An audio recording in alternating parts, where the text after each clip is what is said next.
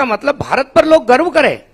भाई भारत के पास में, मैं एक उदाहरण दे रहा हूं कि दुनिया में सबसे पुरानी यदि सोने की खदान थी तो भारत की थी। यदि हम बच्चों को पढ़ाएंगे तो तकलीफ क्या होगी?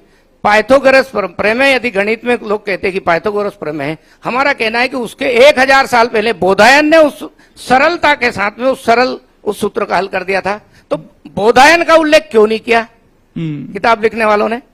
शून्य का आविष्कार भारत ने किया है। ऐसे हर विषय को लेकर के भारत का अपना ज्ञान है। मैं एक बात और कहता हूं, पृथ्वी को लेकर के बहुत सारी चीजें की चर्चा होती है। लोगों ने कहा पृथ्वी चपटी है, बाद में हुआ कि भाई गोल है। तो लेकिन भारत के लोग तो सब दुनिया के पहले जानते थे कि हाँ पृथ्वी गोल है। और इसलिए भूगोल के माध्यम से जब आर्यभट्ट ने पृथ्वी का व्यास निकाला, आप सोचिए।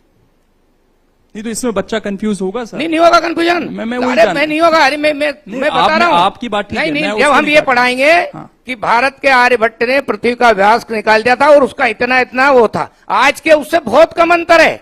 आज इतने अत्याधुनिक साधन है, उन साधनों ने जो तय किया है उस मापदंड से बहुत नॉर्मल अंतर आता है। इसका मतलब भारत के लोग हमारे ये सब कर चुके हैं, करते हैं, और उसी से बाकी विकास हुआ है, उससे आगे बढ़े। मैं आपकी बात समझ गया। मैं तो सिर्फ ये जानना चाहता हूं कि जो हम पढ़ रहे हैं बच्चा उसको सीखे, या फिर जो आप बता रहे हैं या जो दूसरे सोर्सेज से उन्हें जानकारी मिल रही है, अपने देश के बच्चों को भारत के संदर्भ में पढ़ाना पड़ेगा।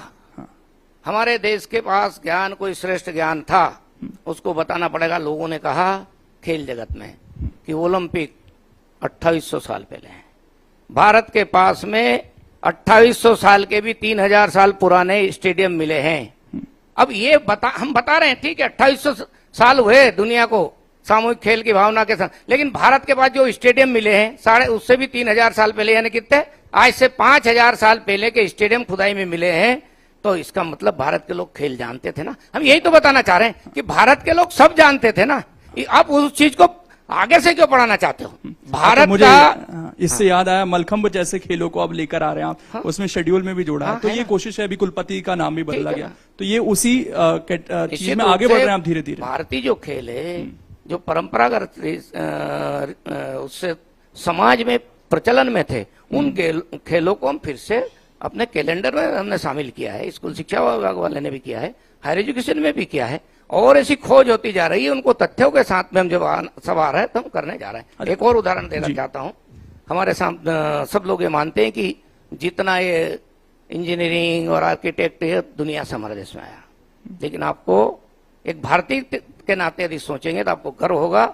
13वीं शताब्दी में भारत का एक, उस समय आज का नेपाल, उस समय का भारत, एक पाटन करके शहर है नेपाल का, वहां का बलबाऊ नाम के व्यक्ति ने बीजिंग शहर का नक्शा बनाया, उसकी डिजाइन की है। और प्रमाण में बता रहा हूं कि 1 मई 2002 को उस बलबाऊ का वहां स्टेचू लगाया बीजिंग में। यानी भारत के लोग पहले से सब जानते थे, कला में हम अग्रणी थे, और इसलिए 10,000 साल पुराने भी प्रमाण मिल रहे हैं कि भारत सर्वश्रेष्ठ कलाकृति में था, आर्किटेक्ट में था, हम सब क्षेत्र में था। हम पर एक बोझ बना दिया गया कि जो कुछ किया है विदेशी सत्ता ने किया है, भारत के अपने पूर्वजों के पास कुछ ज्ञान नहीं था।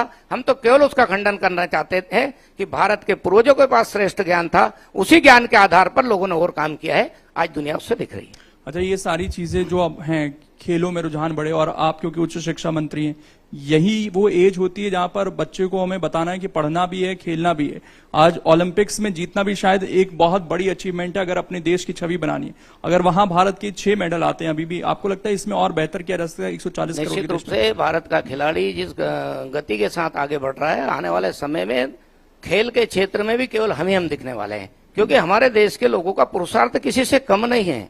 आप हर क्षेत्र में देखिए, अमेरिका का पूरा ब्रेन जो चलता है, लगभग 25 से 30% आज भी भारत के लोगों के हाथ में है।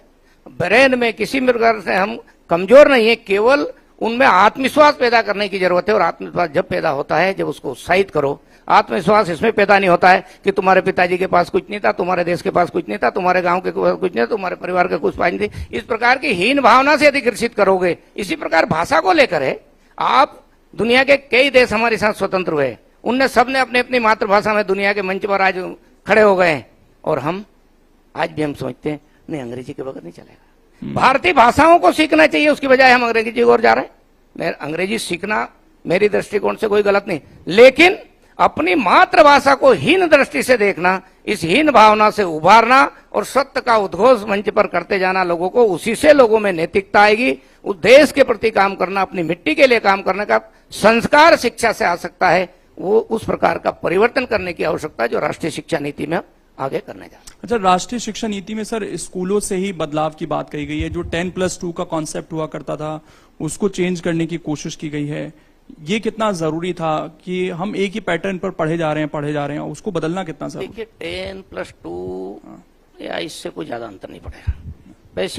बेसिक जो शिक्षा है वो पहली से यानी 3 साल के बच्चे जब होता है तब से हम कैसी शिक्षा पर ध्यान दे रहे हैं।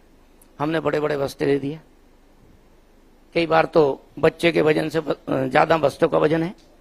और राष्ट्रीय शिक्षा नीति बस्तों का बोझ भी कम करने जा रही है और ये होमवर्क का बोझ भी कम करने जा रही है।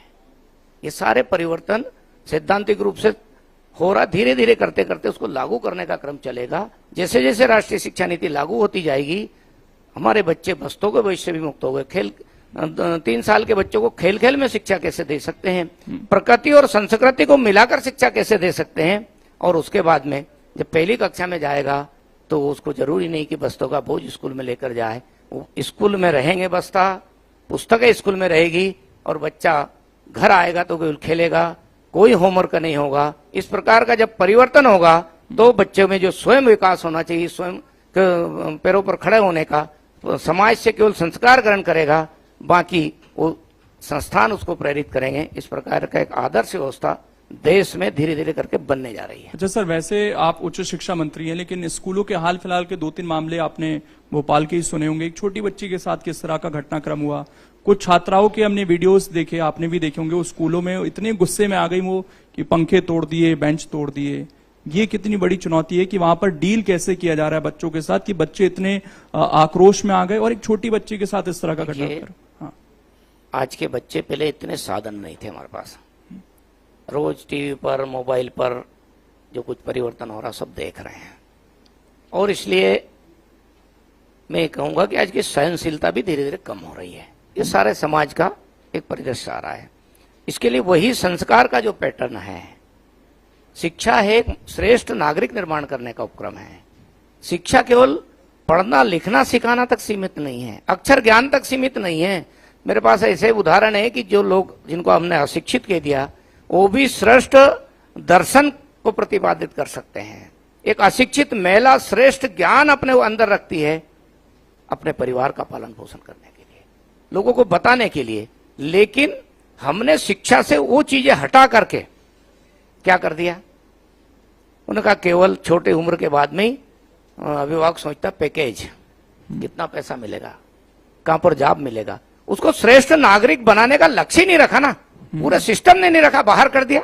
और बाहर इसलिए कर दिया कि हमने पूरी की पूरी शिक्षा पद्धति मैकाले द्वारा जो पोषित की गई। मैकाले ने ऐसे नागरिक क्यों बनाना, उसको चाहिए यस सर कहने वाले लोग चाहिए थे, ज्यादा समय तक अंग्रेज हम पे राज्य कर ले, इसलिए ऐसे नागरिक निर्माण करना, गुलाम मानसिकता के लोग निर्माण करना, सत्य का जिनका भाव खत्म हो गया ऐसे नागरिक निर्माण करना। कुछ मात्रा में सफल भी हुए, लेकिन स्वतंत्रता के बाद तो आवश्यकता थी कि देश को अपनी शिक्षा नीति 15 अगस्त 1947 के दूसरे दिन सबसे पहला काम करना था। तो अंग्रेज गए और सबसे पहले भारत की अपनी शिक्षा नीति तैयार करना थी जिसमें सत्य का भाव हो और अपने देश को सर्वोच्च स्थान पर पहुंचाने का एक उद्देश्य लेकर के बच्चा स्कूल में जाता। अच्छा, स्कूलों का एक और बड़ा इशू है जो इस मानसून सीजन में खासकर बहुत सारी तस्वीरें आई कि कई स्कूलों की बिल्डिंग बड़ी जर्जर है, कहीं पानी टपक रहा है। ऐसे भी तस्वीरें आई कि बच्चे चोटिल हो गए, वो प्लास्टर गिर गया ऊपर से, बच्चे रो रहे थे। अब इसमें तो देखिए सरकार को करना है काम, ये कितना बड़ा चैलेंज। सही बात है। क्या हुआ, एक बार हमारे यहाँ देश में चला माहौल की वो सर्व शिक्षा अभियान, सब दूर शिक्षा जाना चाहिए, शिक्षा बच्चों से पहुंच से दूर नहीं होना चाहिए। बहुत देश में अभियान चला, उसमें जगह जगह छोटे छोटे स्थान पर 1 कक्षा बना दिया, 2 कक्षा। आप देखोगे तो हर गांव में जगह 4 जगह कोई स्कूल का अलग अलग पार्ट में, एक जगह नहीं थी, दूसरी जगह बना दिया, दूसरी जगह नहीं थी। ऐसा दृश्य बन गया। हमारे देश में जब मेरे पास स्कूल शिक्षा विभाग था उस समय प्रारंभ में 1,17,000 स्कूल सरकारी थे। बाद में एक साला में 2-2 स्कूल लगते थे, उनको एक वो मानकर उनका एक कोट किया तो वो 98,000 के लगभग हो गए। अब सोचिए, मैं उदाहरण दे रहा हूं, चीन के पास में जब हमने ऐसा कैलकुलेशन किया था तो 5 लाख स्कूल थे और हमारे पास देश में 15 लाख स्कूल थे।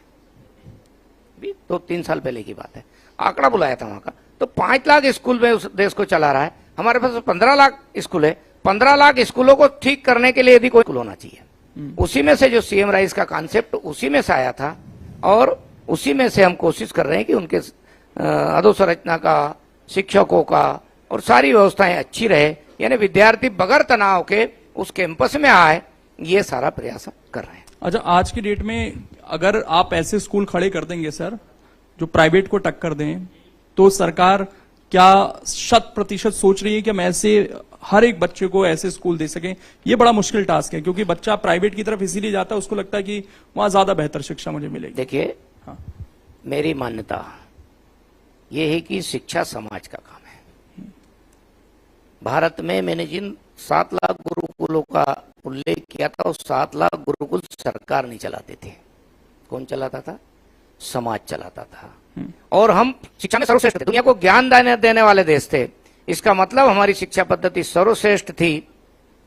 अंग्रेजों ने उसको सरकारीकरण किया है, अंग्रेजों ने उस ओर बढ़ा है। आजादी के बाद भी हमने उसी क्रम को बनाया। इसलिए मैं शिक्षा के क्षेत्र में प्राइवेट जो लोग आते हैं, यानी जिसके पास, मैं उसको सोसाइटी कहता हूं, समाज कहता हूं। ये निजी शब्द और प्राइवेट शब्द मुझे अच्छे नहीं लगते हैं। ये सोसाइटी के पैसा, समाज का पैसा शिक्षा में दान के रूप में आ रहा है, इसलिए वो भी अच्छा काम कर रहे हैं, उनकी भी बड़ी सहभागिता है। इसलिए उनको कोई बंद करने का उद्देश्य नहीं, उनको तो और प्रोत्साहित करके सरकार के साथ एक बराबरी में हिस्सेदारी प्राइवेट सेक्टर की भी आ जाए, यानी समाज की भागीदारी सुनिश्चित हो जाए। एक बड़ा वातावरण देश में बना है कि भाई ये शिक्षा का बाजारीकरण हो रहा है। हाँ, मैं सब लोगों से जो ऐसे कॉलेज और विश्वविद्यालय चलाते हैं उनसे यही कहता हूं कि अपने पर ये कलंक मत लगने दो। हाँ, कि हम शिक्षा का बाजारीकरण कर रहे हैं, हम समाज के लिए दे रहे हैं। हम हमारे देश के बच्चों के भविष्य निर्माण करने के लिए हम शिक्षा दान में अपना कंट्रीब्यूशन कर रहे हैं। इस भाव के साथ आप संस्थान चलाओगे तो ईश्वर आपको सफलता भी देगा, पैसा भी आएगा और आपको यश भी मिलेगा। क्योंकि आप स्कूल शिक्षा मंत्री भी रहे और अब उच्च शिक्षा मंत्री हैं। ड्रॉप आउट बड़ी समस्या। अभी हाल में मुख्यमंत्री ने भी कहा कि भाई कुर्सी उतनी प्यारी नहीं है, ये ड्रॉप आउट रुकना चाहिए, बच्चे बेहतर बनने चाहिए। ये एक बड़ी समस्या है, क्योंकि पिछले 10 साल में 30 लाख से ज्यादा बच्चे हैं जिनका ड्रॉप आउट हुआ है। देखिए, हमारे देश का जरा जो भूगोलिक दृष्टि से देखेंगे, बाकी कामकाज की दृष्टि से अलग अलग प्रकार का। मध्य प्रदेश भी विविधता भरा प्रदेश है। झाबुआ में बच्चा अपने अभिभावक कहीं काम करने चले जाते हैं तो स्कूल छोड़ के चले जाता है। हमारे इधर गांव में कई